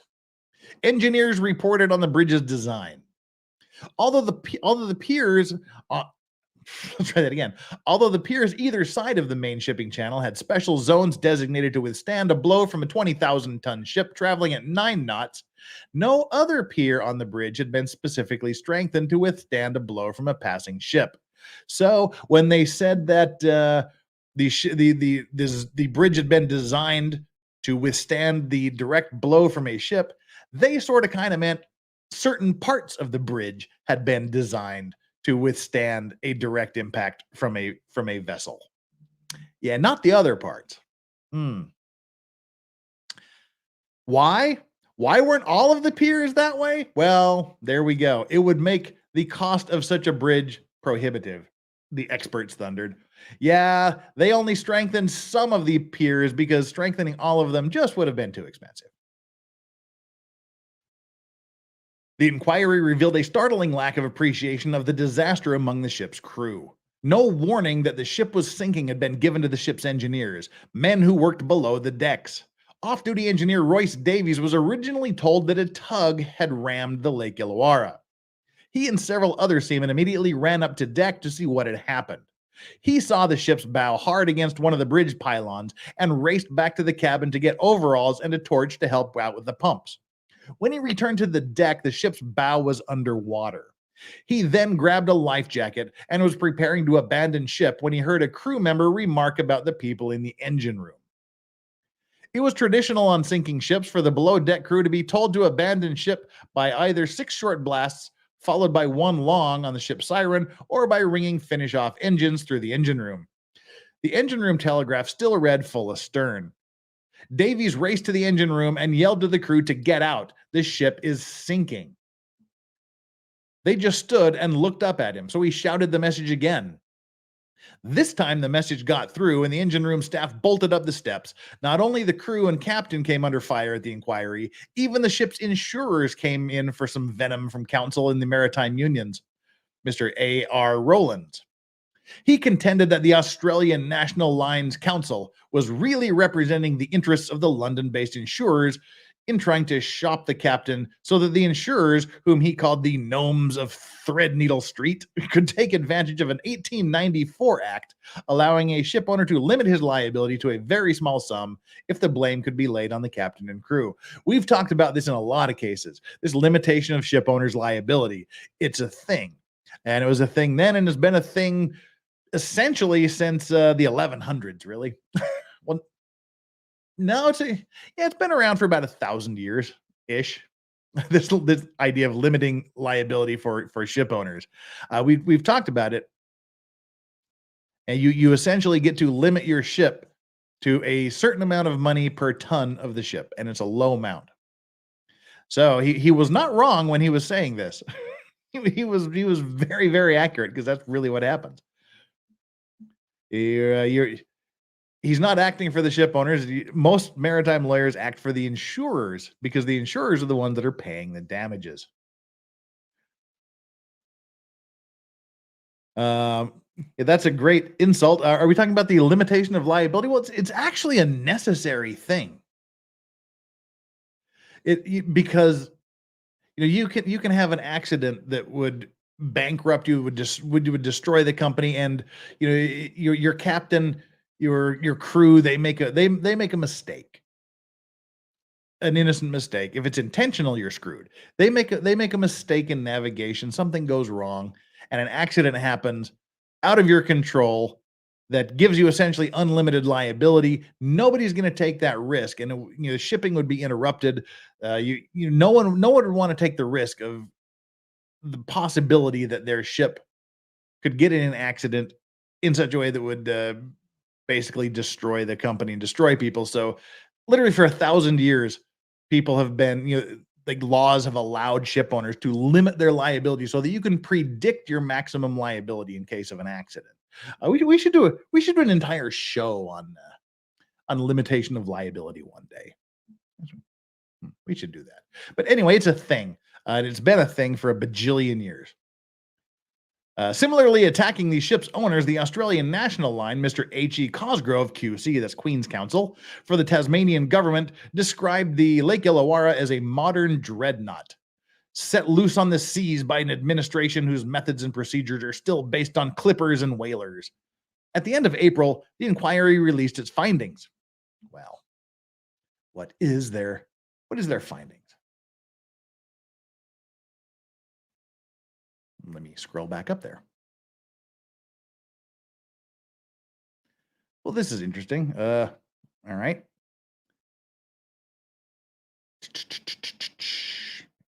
Take that off, huh? All righty. Where do we? What have I done? All right. I've messed with it. All right. Careless navigation by the captain of the Lake Illawarra was found responsible for the ship's loss. All righty. Captain Pelk's certificate of competence was suspended for 6 months. Although suspension was backdated to January 30th when the inquiry started. Sir John Spicer, chairman of the inquiry, said that there was no evidence to show that Captain Pelk had been an incompetent master.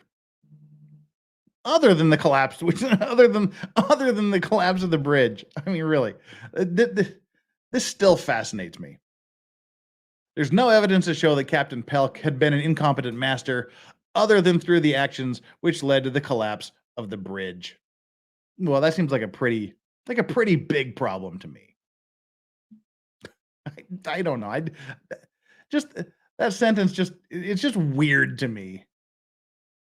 Again, one more time. There's no evidence to show that Captain Pelk had been an incompetent master other than through his actions which led to the collapse of the bridge. That sounds pretty questionable in the competence department. On the contrary, said Sir John, other than this event, Captain Pelk has been qualified and competent master. He added that Pelk had been an honorable man and an honest witness. He said that the inquiry felt the prime cause for the disaster was when the captain ordered the ship's speed to be increased. The initial change of directions took the ship to the west of the navigation channel under the bridge, and when the captain ordered the helmsman to correct this, the ship came too far to the east. The skipper then went through a series of orders to come into line with the navigation arch, but by this time the ship was going too slow and had lost steerage way. Again, that's what you're saying. When you reduce the speed, you'll start to lose maneuverability. As someone was mentioning, it's just like a motorcycle or a bicycle. The slower you go, the harder it is to control. So this left the ship out of control when about 2 ships' length, 300 meters from the bridge. The skipper then ordered hard a port, full astern, double full astern, and dropped both anchors. This resulted in swinging the ship's bow to starboard, where it collided with the bridge pylon. Captain Pelk was philosophical about the inquiry's findings. Well, good, he was philosophical. There were more or less what he expected, he told reporters. He said that he was prepared to return to work as a ship's master on the Tasmanian run and would have no worries captaining ships trading with the Tasmanian ports. But if at any time I go back to Hobart, I'll take a pilot with me and let him worry about the bridge, he said. That sounds a little irreverent, doesn't it? That sounds a little bit facetious and joking about something like that. I understand ANL holds nothing against me and I will be given a ship. Well, you're wrong because they didn't. He continued to say that he did not believe the bridge disaster would cause concern to any officers and crew he might control in the future. I'm eager to get back to the sea, he added. All my life I've dealt with facts, and now I know the facts from the inquiry. I can handle them. I've been here at sea for 40 years, and it has always been a cruel sea. I want to say this in a pirate's voice. It's always been a cruel sea. No matter what people say, it's a tough profession. Don't know why I want to say it in a pirate's voice, but I do. No matter what Captain Pelk thought about his return to seafaring duties, it was not to be. In late November 1975, it was revealed that Captain Pelk had been retired by the ANL. And by retired, we mean quit or be fired. Now, as Hobart set about joining itself together and healing the scars, the hidden from view Lake Illawarra was not allowed to rest in peace. Its fuel was heated and pumped out of the wreck to stop possible pollution. And when they came to rebuild one of the smashed piers, they had to cut off the ship's bow to get working space. With the ship so close to one of the new piers, few were willing to give it any chance to have a role in a new tragedy. Salvage had been ruled out of the question, but there was a possibility that the ship could move with the exceptionally strong underwater currents that cropped up from time to time around the bridge piers. Special electronic monitoring devices were fitted in the ship's hull in July 1976 to detect any shifting of the vessel's carcass. The sensitive devices can record movements of 0.05 millimeters. I hope they're still there. Bridge restoration officials firmly believe the Lake Illawarra will not move. Mud is gradually filling the ship. But after the disaster and distress the ship caused in 1975, no one is prepared to give it a chance of repeating history. Well, there we go. That is the story of the Tasman Bridge disaster.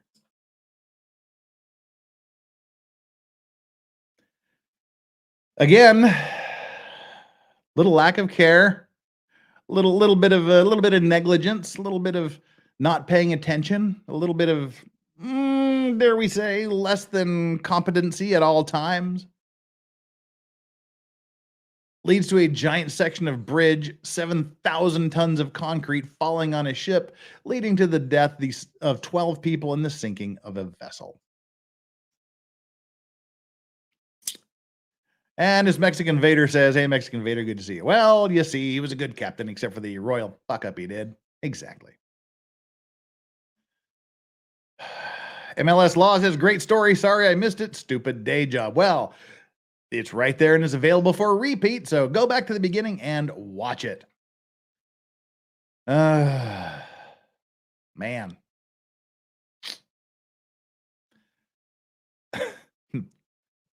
Maritime Monday continues to roll forward. We'll see what next Monday brings as far as disasters go. Don't know what we'll be talking about next Monday, but before next Monday, again, last time this is the weekend review, or the weekend preview, I guess. Tomorrow will be Megan Fox early on, and then starting right around 2:30 or 3 a.m. my time, which will be 2 p.m. Eastern U.S. time, 12:30, 1 p.m. Central time, we will be showing the sentencing for Zachariah Anderson, and we'll have some of the guests that helped Ozzy Overlord and I with the trial, and MLS Law. We can shoot you a link if you want to join as well. And then on Wednesday we'll have Solomon Anderson, Zachariah's brother, on, where we'll talk about the case, the sentencing, the verdict, of course, and where they're going from here. Thursday will be O.J. Simpson Day. As always, Friday will be Stephen Gosney. We're going to be talking about his new book, Prepared, as well as other things. And what's coming up in the near future. Let me see here. All right. We've got Steph. Okay. Next Monday again, Maritime Monday. We'll have Lauren De Laguna on Tuesday. Wednesday is open. Thursday will be next week, Wednesday, we'll be doing OJ Simpson. So instead of Thursday, we'll do OJ on Wednesday next week. Thursday will be Danny on Direct, and Friday will be Steph, the altar nerd. That'll take us through next week. And here we are at the end of another show. Closing down the poll, the like and subscribe poll. We asked, did you smash the like and subscribe buttons? Which hopefully you did. 430 of you did, because y'all rock. Don't know quite what happened with the we should check. Let's check the subscribers just for the hell of it. See where we are on the subscriptions. We seem to be coming out of the YouTube apocalypse that we were in for about 2 months. So I'm encouraged by that. But keep the numbers coming in. Tell all your family and friends to subscribe. 36,163. Not too shabby. Did you smash the like and subscribe buttons? 18% of you said, of course, I'm the Vice Squad now. 22% of you said, yes, we're going to need a bigger poll. 28% of you said, sure, all aboard the SS Lorax. And 32% of you said, yes, or I'd sleep with the fishes. End of poll, end of show. Thank you so much for being here, everybody. And scrolling through here, that's it. Anybody? Any last words? Any last words? Say them now or forever hold your peace. All right.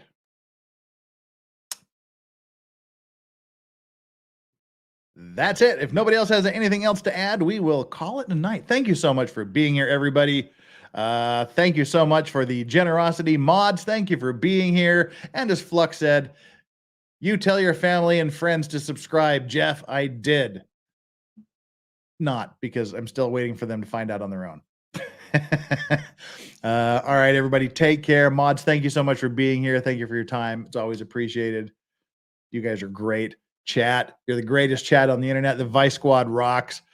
Those of you that were so generous with your super chats, as always, deeply, deeply, deeply humbled, deeply, deeply indebted and grateful to you. We'll see you tomorrow with Megan Fox, medium smart writer, not the thumbs, Larax, saying peace out. And remember, whatever you do, we haven't said it for a very, very long time.